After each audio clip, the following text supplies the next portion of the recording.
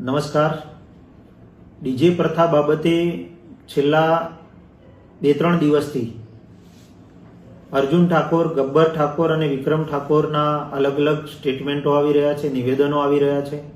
એમને મારી વિનંતી છે, ઠાકોર સમાજનું બંધારણ કોઈ એક વ્યક્તિએ બનાવેલું બંધારણ નથી.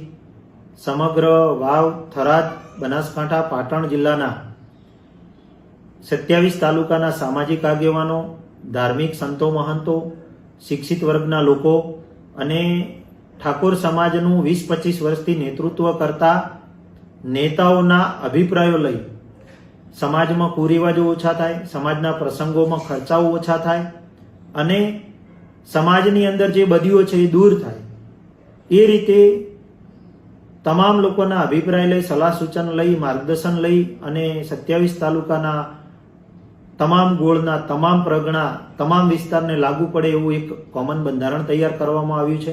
ત્યાં સુધી કોઈ પણ પ્રકારનો કોઈ વિરોધ નોંધાવ્યો નથી, કોઈ પોતાનો વાંધો મૂક્યો નથી.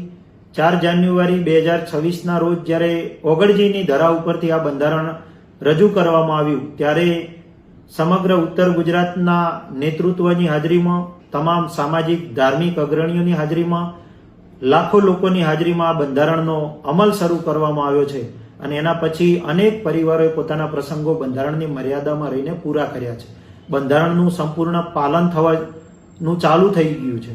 ત્યારે બંધારણને ઉપરવટ જઈ અને બંધારણના 16 મુદ્દા પૈકીના એક મુદ્દાનું ઉલ્લંઘન અર્જુન ઠાકોર અને ગબ્બર ઠાકોરે એમના પરિવારમાં જ્યારે પ્રસંગ થયો ત્યારે કર્યું છે અને એની સામે સમાજે શિક્ષાત્મક કાર્યવાહી કરી છે. બંધારણ સમિતિ હોય, સામાજિક અગ્રણી હોય અને સમાજના લોકોના અભિપ્રાય લઈ અને અર્જુન ઠાકોર અને ગબ્બર ઠાકોર ઉપર કડક કાર્યવાહી કરી છે.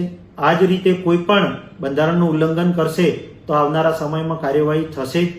પરંતુ અર્જુન ઠાકોર, ગબ્બર ઠાકોર અને વિક્રમ ઠાકોરને હું કહેવા માંગુ છું કે આ સમાજે તમને ખૂબ મોટા બનાવ્યા છે, એટલે આ સમાજની ઉપરવટ જઈ સમાજના સારા કાર્યમાં સમર્થન આપવાની જગ્યાએ તમે એનું ઉલ્લંઘન કરવાના પ્રયત્ન કરશો તો 100% સમાજ તમારી સામે પણ કડક કાર્યવાહી કરશે જ અને આવનારા સમયમાં તમે એકલા પડી જશો, થાકી જશો.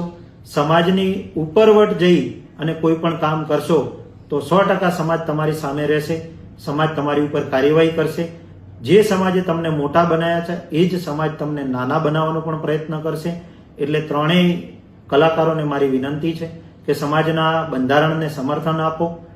99% વધારે લોકો આ બંધારણને સમર્થન કરી રહ્યા છે, ત્યારે તમે પણ એક સમાજના વ્યક્તિ તરીકે જે સમાજે તમને મોટા બનાવ્યા છે એ સમાજના બંધારણને તમે સમર્થન આપી અને આવનારા સમયમાં સમાજની જે પ્રગતિ થવાની છે એમાં સાથ સહકાર આપો.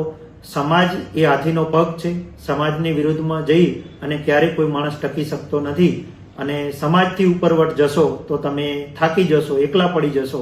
એટલે તમને વિનંતી છે કે સમાજને સહકાર આપો, સમાજના સારા કાર્યમાં મદદ કરો અને સમાજના જે ખોટા ખર્ચાઓ છે, કુરિવાજો છે, એના ઉપર જે સમાજે પ્રતિબંધ મૂક્યો છે તો એમાં તમે પણ મદદરૂપ બનો અને આવનારા સમયમાં સમાજ સાથે મળી અને પ્રગતિ કરે એના ભાગીદાર બનો. આભાર.